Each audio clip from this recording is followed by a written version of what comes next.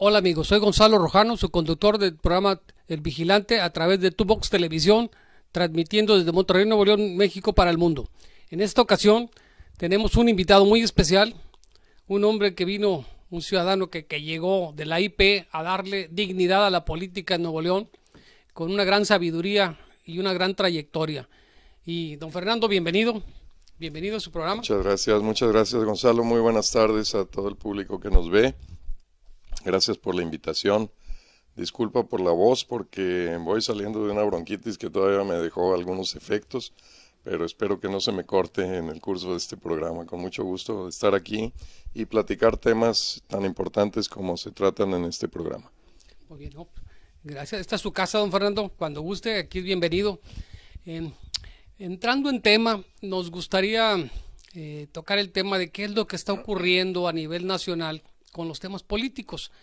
Ahora estamos con las coaliciones, los independientes. Cada sexenio, cuando hay votaciones, tenemos un escenario diferente. Ahora esto pinta un escenario totalmente distinto y la gente tiene mucha confusión, ya no sabe hacia dónde ir, confunden que varios candidatos son de la misma, a pesar de ser coaliciones diferentes, creen que son de lo mismo y otros ubican de un modo a los independientes, otros lo ven de otro modo. Hay una confusión muy grande. ¿Qué nos podría decir al respecto, don Fernando? Pues hay muchísimo que comentar en esto, Gonzalo. Efectivamente hay una gran confusión. También hay que decirlo, también hay un cierto nivel de ignorancia de la realidad de las cosas que están pasando. Yo creo que para entender mejor lo que está pasando ahora, vale la pena ver la perspectiva de cómo llegamos hasta aquí, porque esa perspectiva es la que nos permite entender mejor a qué se debe lo que está sucediendo.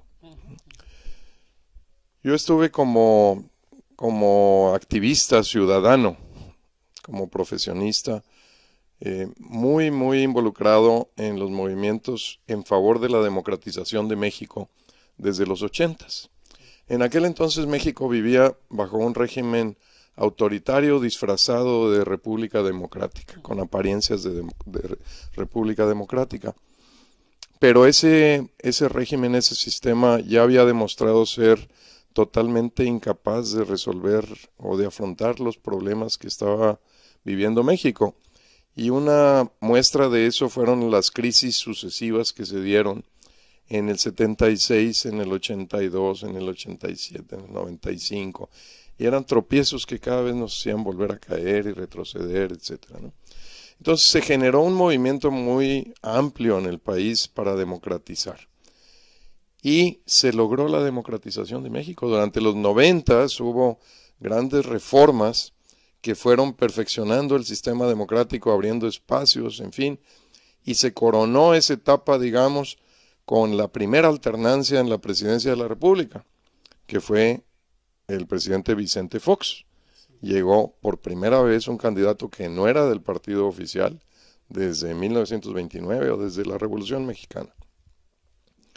Y entonces se inauguró esta otra etapa. ¿Qué pasó ahí? Bueno, sucedieron una serie de fenómenos muy interesantes que dan para varios programas de estos, pero voy a tratar de resumir así muy apretadamente. Yo creo que una cosa importante que pasó, viendo el trayecto que llevamos del 2000 hasta ahora, es la gente en general tenía una gran expectativa de lo que se iba a lograr con la democratización. Y sin embargo ve que han pasado los años y los gobiernos y los problemas siguen ahí. Algunos surgen como nuevos problemas que antes no teníamos. Otros están ahí, se agravan. En otras palabras, no se ve claramente un efecto de corrección de rumbo en el país, de solución de los grandes retos que tiene o que tenía desde entonces el país. Entonces la población, imagínate, en tiempo de Vicente Fox, ¿no? Grandes expectativas, llega Vicente Fox. ¿Qué le pasa a Vicente Fox? Pues se encuentra con un Congreso compuesto mayoritariamente de partidos contrarios al suyo. Y desgraciadamente en la lógica partidista mal entendida, degenerada, digamos, porque eso no debe ser un partido, se generan intereses que no trabajan en favor de la nación. De repente, por ser yo de un partido y tú de otro, a mí me interesa que a ti te vaya mal. Y para hacerte que te vaya mal, hago que le vaya mal a la comunidad o al país. Eso está mal, pero así sucede. Entonces, el Congreso mayoritariamente en contra, con afán de trabar al gobernante, lo detiene, lo hace ineficaz, no le concede las medidas o no los acuerdos que se requieren, ¿no? Y entonces de ahí viene parte de la ineficacia de esto. Entonces la gente empieza a pensar, hay que cambiar. Ya tratamos este partido, esta alternativa, pues vamos a cambiar a otro, a ver si con otro. Creo que ese cambio estuvo a un punto de darse en 2006. Si tú recuerdas, si recuerda el público, en 2006, nuevamente, o ya en aquel entonces, Andrés Manuel López Obrador llevaba una posición predominante.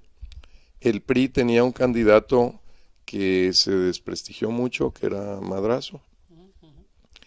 Y entonces las fuerzas que había, electoralmente hablando, en contra de López Obrador, se aglutinaron para apoyar a Felipe Calderón. Eso sucedió incluso con priistas. Y bueno, con todo y ese fenómeno, Felipe Calderón ganó por medio punto porcentual, un margen muy cortito. De no haber sido Madrazo tan mal candidato, hubiera ganado Andrés Manuel López Obrador en el 2006. Pero no ganó. Bueno, se tiene otro periodo y la gente de nuevo, se viene el problema de la violencia nacional, etcétera, y la gente de nuevo busca la alternancia, busca el cambio, y en la siguiente pues elige al PRI, ¿verdad? Pero el PRI resulta que ya es otro PRI, es un PRI peor que el que había antes, entonces tampoco se resuelven los problemas, adquiere mayor visibilidad las deficiencias del gobierno y la gente empieza a generar rechazo. Y ahorita estamos otra vez con las mismas opciones de salida, aunque ha habido una reconformación que ahorita hablaremos de ella. Y, por supuesto, Andrés Manuel López Obrador, que no ha tenido una prueba en la práctica de gobierno de la República, sí en la Ciudad de México, pero no en la República, pues tiene una preferencia alta basada fundamentalmente en el rechazo de la gente a las malas prácticas, a la corrupción y a la ineficacia de gobiernos del PAN y del PRI, ¿verdad? Entonces, esa evolución, ¿de dónde sale? ¿Por qué ha sido así? ¿Por qué ha sido tan difícil esta transición? Yo digo que hay varios motivos. Uno de ellos, muy importante, es que por cómo está conformado el panorama político, se generan gobiernos ineficaces y corruptos. Y voy a explicarme por qué. Si tú tienes 3, 4, 5 candidatos a la presidencia de la República, el que gana, ¿por cuánto gana? Cuando tienes 2, el que gana, gana por la mayoría, se acabó. Cuando tienes 3, puede ser que el que gana, gane con el 40%, con el 35% puedes ganar, 34%, ¿verdad? Cuando tienes 4, 5, 6, el que gana puede ganar por un porcentaje muy pequeño de los votos. Si después dices, bueno, ese es el porcentaje de los votos, ¿qué porcentaje será del padrón? Porque del padrón nada más vota el 60%. Cuando nos va bien, sí. Bueno, es un porcentaje más chiquito del padrón. Pero el padrón no es el total de la población. El padrón es como el 70% de la población. Entonces el porcentaje de la población es todavía más chiquito. Yo saqué los números, los publiqué por ahí en mi Facebook. Y resulta que estos gobiernos del 2000 para acá han ganado con el apoyo del 15, del 13 y del 10% de la población. Eso hace al presidente, en términos populares, de apoyo popular, muy débil. Pero ese presidente débil llega y se enfrenta a un Congreso mayoritariamente en contra y que no le interesa que haga bien su trabajo y que obtenga buenos resultados.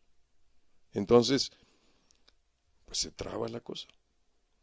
Pero el Congreso tampoco tiene los instrumentos para controlar la acción del presidente en cuanto al gasto, en cuanto a la contratación, en cuanto a muchas cosas que son competencia del Ejecutivo. Y el Ejecutivo se forma con el presidente y sus cuates, los que le ayudaron a llegar, ¿verdad? Son como una pandilla. Entonces, y además todos le dicen al presidente, sí señor, ¿qué horas son las que usted quiera? ¿Verdad? Eso produce corrupción. Y entonces ahí están los elementos de este producto que es el gobierno corrupto e ineficaz. Con la creciente participación de la gente a través de las redes, entonces este fenómeno se vuelve más evidente. Todos hemos visto exhibidos casos de corrupción, casos de abuso del poder, de uso del poder para beneficio privado. Los derechos que han sido un avance muy importante en nuestro país, de acceso a la información, la obligación de transparencia de las autoridades, también abre puertas adicionales a que se conozcan las desviaciones que antes se mantenían muy ocultitas, ¿no? Y entonces todo eso motiva a la gente a decir, pues este es un mugrero, es un cochinero, y la gente empieza a rechazar todo eso y quiere optar por algo distinto, por algo nuevo, ¿verdad? Esa es la situación que estamos viviendo. Se agrega a esto el hecho de que los partidos se han ido pues desentendiendo de su identidad ideológica o partidista, ¿no? ¿Por qué? Pues porque se han formado proyectos con grupos de gente pragmática que dice, ¿qué tengo que hacer para lograr esta posición? Pues tal y cual cosa, bueno, pues me brinco de aquí para acá, de acá para acá. Y entonces empieza a haber migración interpartidista, pero también por un fenómeno muy importante, porque la gente empieza a voltear a ver más a la persona que al partido. Porque si tú dices, ya probé este, ya probé este, ya probé este, ninguno funciona, en todos lados veo pillos, en todos lados veo gente buena. La gente buena no la ve tanto la gente, pero sí existe. Hay gente buena en el PRI, y hay gente buena en el PAN, y en Movimiento Ciudadano, y en todos lados. El PRD. Igual que puede haber pillos. ¿Me explico? Entonces, ¿qué es lo importante? Pues las personas, más que los partidos. Y por eso empieza a haber un intercambio de perfiles que confunden más a la gente. Y luego la gente oye, pues ¿cómo está eso de que un partido de derecha, como es tradicionalmente el PAN, se une con uno de izquierda, como es tradicionalmente el PRD, y uno pues de centro izquierda, que es Movimiento Ciudadano? ¿Cómo está eso? Pues son agua y aceite, no se deben mezclar. No es cierto eso. No es cierto. Ahorita podemos explicar, no sé, ya hablé demasiado y no te estoy dejando preguntar lo que quieres que hable, ¿no? No, excelente, don Fernando. De eso se trata, de ir viendo el panorama, cómo se ha ido formando, cómo llegamos a la conclusión de que nadie sirve, nadie es capaz de gobernar. Eso de que el agua y el aceite no se mezclan, realmente se volvió un peligro, siento yo, para el PRI. El decir, si dos fuerzas se llegan a unir, pues me van a hacer daño, entonces más vale vender el concepto de que el agua y el aceite no se mezclan, cuando en el mundo entero pues no hay ningún país que sea 100% capitalista ni 100% socialista. De hecho, la unión de esas dos ideologías son las que han dado bienestar a la sociedad. Claro. No, por supuesto, mira, como yo veo la cosa es que en realidad a ninguno que tenga una posición dominante le conviene que se den estos fenómenos de unión. ¿Por qué crees que no se ha aprobado? Ha habido iniciativas, impulsos de reforma para tener en nuestro país una segunda vuelta en la elección presidencial, precisamente para resolver el problema de presidentes que llegan con muy bajo apoyo. Y esto se resuelve en muchos países del mundo, diciendo, si el que ganó gana con menos del 50% o del 40%, pues se hace una segunda vuelta para que se reagrupen las fuerzas y ver quién tiene. Pero eso perjudica al puntero, porque permite que los que van en segundo y tercer lugar se unan para ganarle. Y por eso se bloquean las reformas.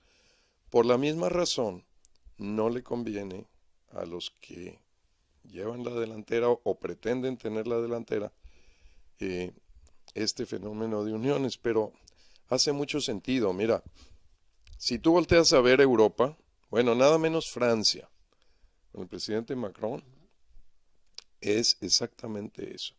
El señor logró unir la izquierda moderada con la derecha moderada y conformó un gobierno en donde el gran peligro era que ganara un extremista que hubiera causado mucho daño.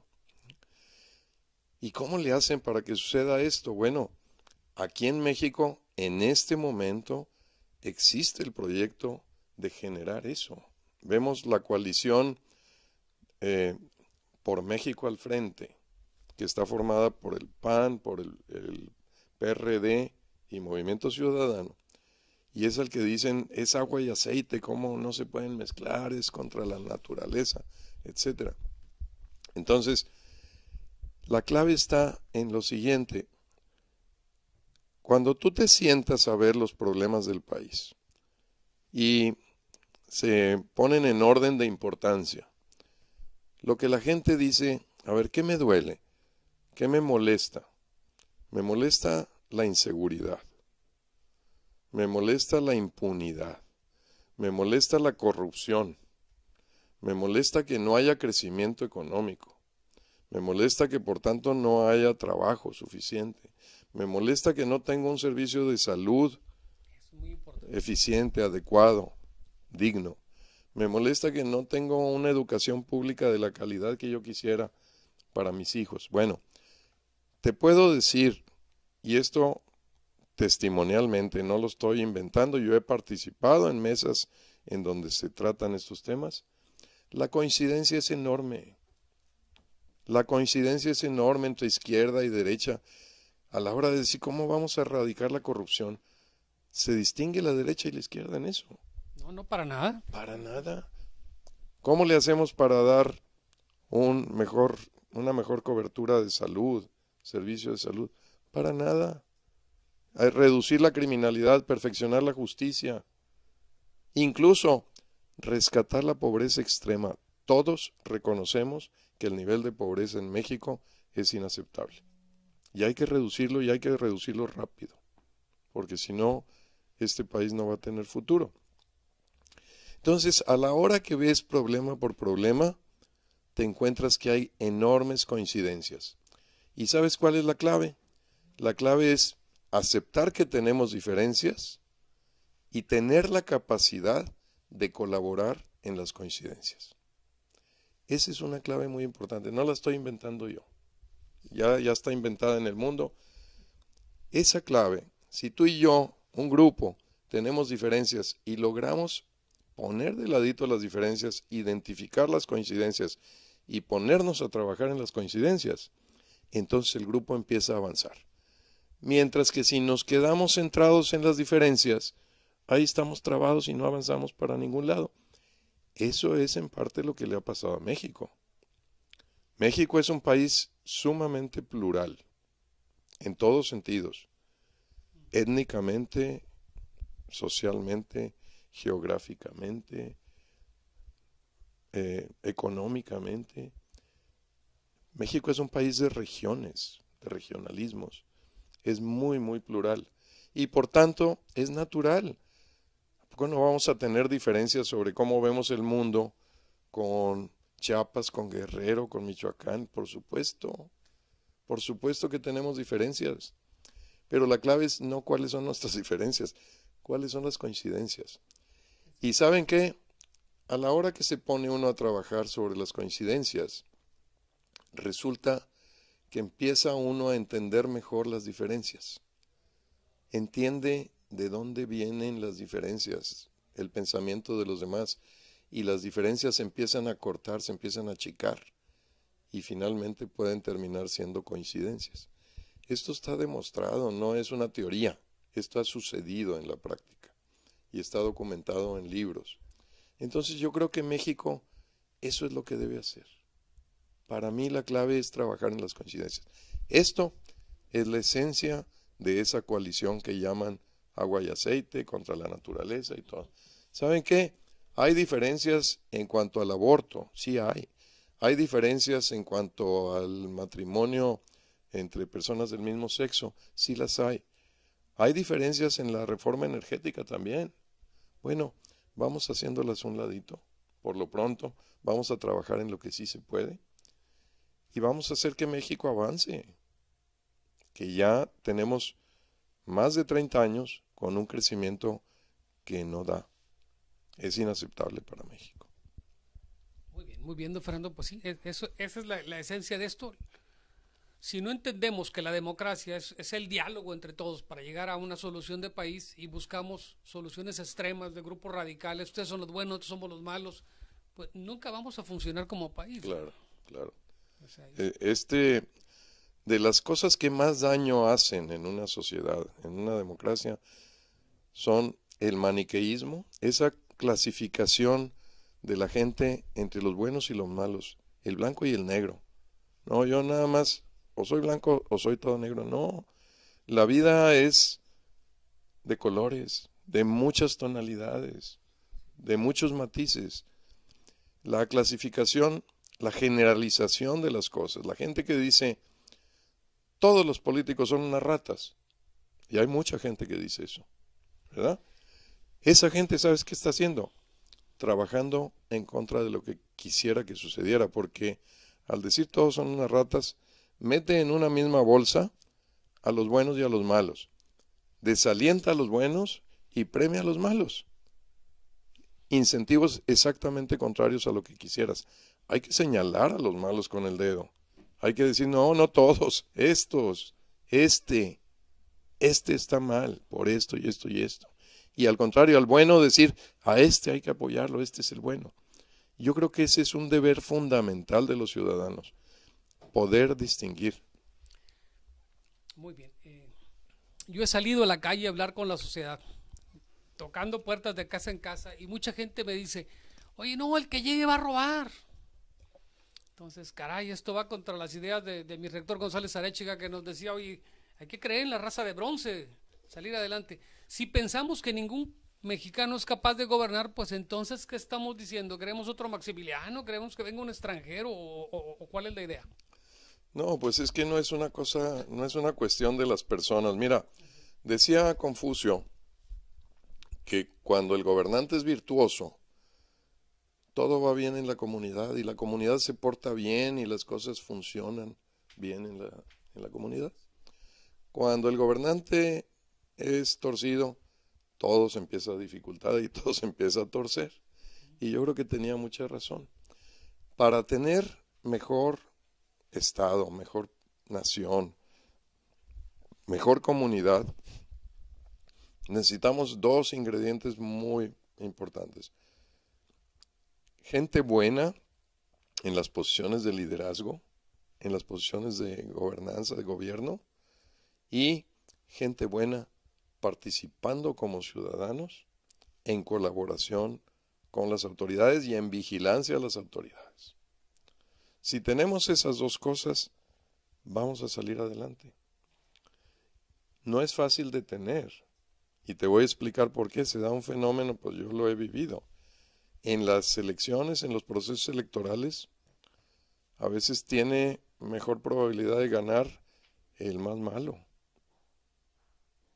Y tú dirás, ¿pero cómo? Pues sí, porque mira, en las campañas se mueve mucho dinero. Y se mueve mucho dinero por debajo del agua, de recursos ocultos. ¿Son los buenos o los malos los que tienen más acceso a esos recursos? pues son los malos, son los que tienen conexión con la corrupción y con todos estos movimientos, ¿no? En las campañas gana más votos el que dice más lo que la gente quiere oír. Entonces, ¿quién tiene más posibilidades de ganar? ¿El que dice la verdad o el que dice mentiras agradables a la gente? El que le promete cosas que quieren tener y que después no cumplen, ¿no? Bueno, por eso digo, muchas veces el que es honesto, derecho, bueno, tiene una dificultad para ganar. ¿Cuál es la clave de este asunto? Es que también necesitamos nosotros aprender a ser ciudadanos de primera si queremos tener una democracia de primera. No hay democracia de primera con ciudadanos de segunda o de tercera. La democracia es sus ciudadanos. Entonces, ¿qué es un ciudadano de primera? Un ciudadano que sabe las artes de ser ciudadano. Ser ciudadano es como andar en bicicleta. No hay forma de aprender a andar en bicicleta estudiando un libro. Te tienes que subir a la bicicleta, caerte, rasparte, golpearte y volverte a subir y volverle a intentar hasta que aprendes cómo es la bicicleta. Así son los ciudadanos. Y aquí en México tenemos una historia documentada de 4.500 años. De esos 4.500 años, nada más los últimos 15 ha habido bicicletas.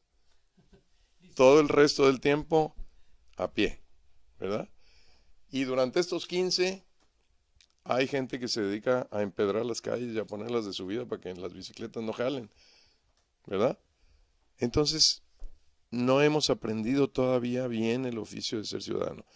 El oficio de un buen ciudadano es, primero, no desentenderse por ningún motivo de las cosas colectivas y públicas.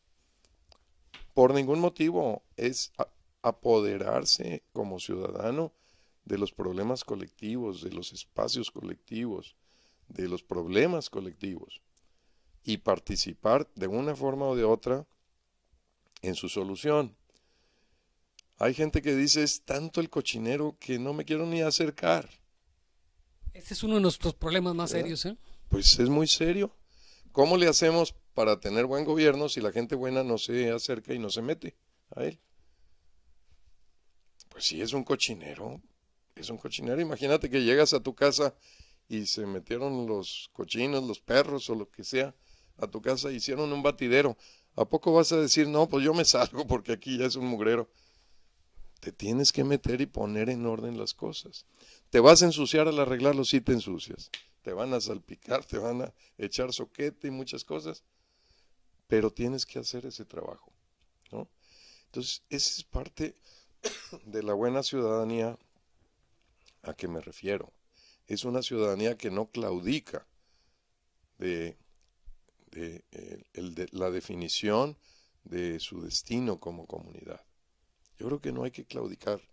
Todos tenemos un deber de participar de una forma o de otra. Hay quienes tienen la posibilidad de participar activamente en la política. Qué bueno, esos que se metan a ser candidatos por el partido que quieran, como independientes, ya se está acabando el periodo para eso. Pero que se metan los buenos. Si no es como candidatos, después como colaboradores de los que lleguen o lo que sea. Necesitamos gente buena en el gobierno. Y necesitamos gente buena participando como ciudadanos, porque aún los buenos, si llegan a las posiciones de poder, se echan a perder. Si no tienes vigilancia ciudadana, participación ciudadana, el buen gobernante se va haciendo malo. Eso, el poder así es, ¿no? Entonces, bueno, pues ahí están las claves. Yo creo que lo primero que tenemos que hacer como ciudadanos es entenderle bien qué está en discusión aquí, cuáles son las opciones que tengo. Si nos quedamos en que fulanito no me gusta porque es tal cosa, o perenganito no me gusta porque es tal otra, no llegamos a ningún lado. Y hay gente que dice, no, pues mejor no voto. No, pues peor, porque no votando es la mejor receta de que ocurra lo que no quieres que ocurra.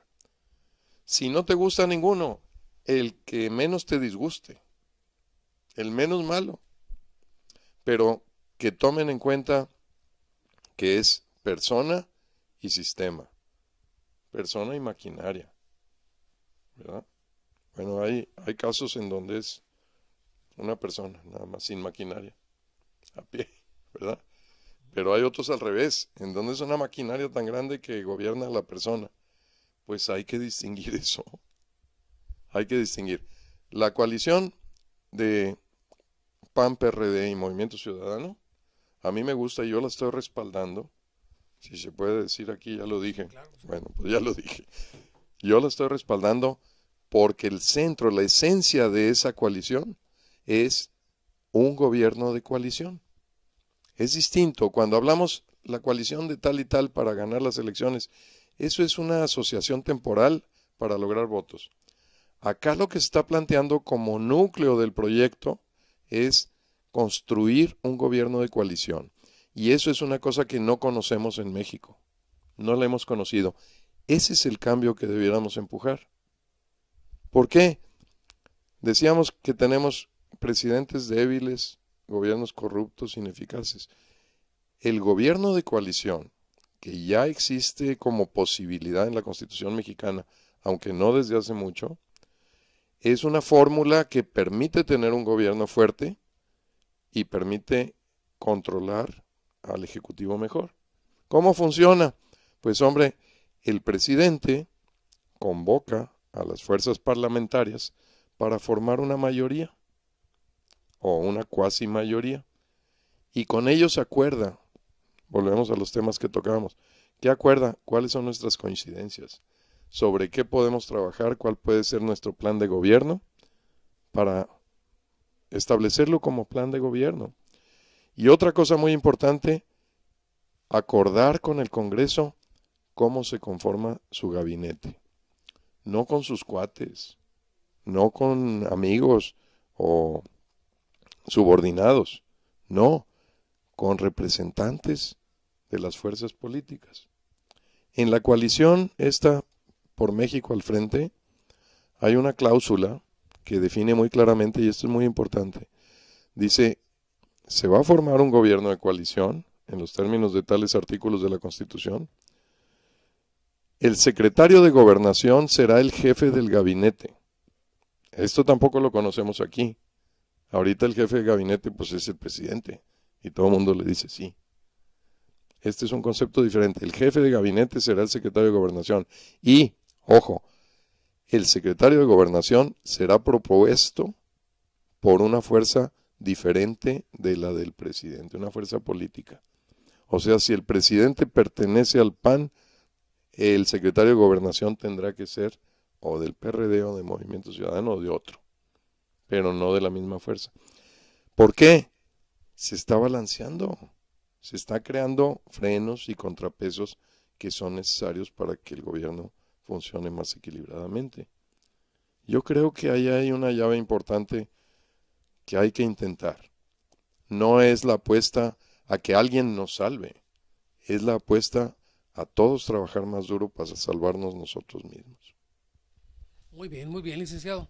Esto finalmente nos da una posibilidad de tener un gobierno donde todo mundo pertenezca al gabinete, todas las fuerzas estén ahí y esto se balancee Sí, el poder. puede ser, efectivamente. Ahora, tenemos dos problemas serios. Uno es, en una democracia necesitamos una educación que nos lleve a tomar mejores decisiones y carecemos en nuestro pueblo de mucha educación al respecto.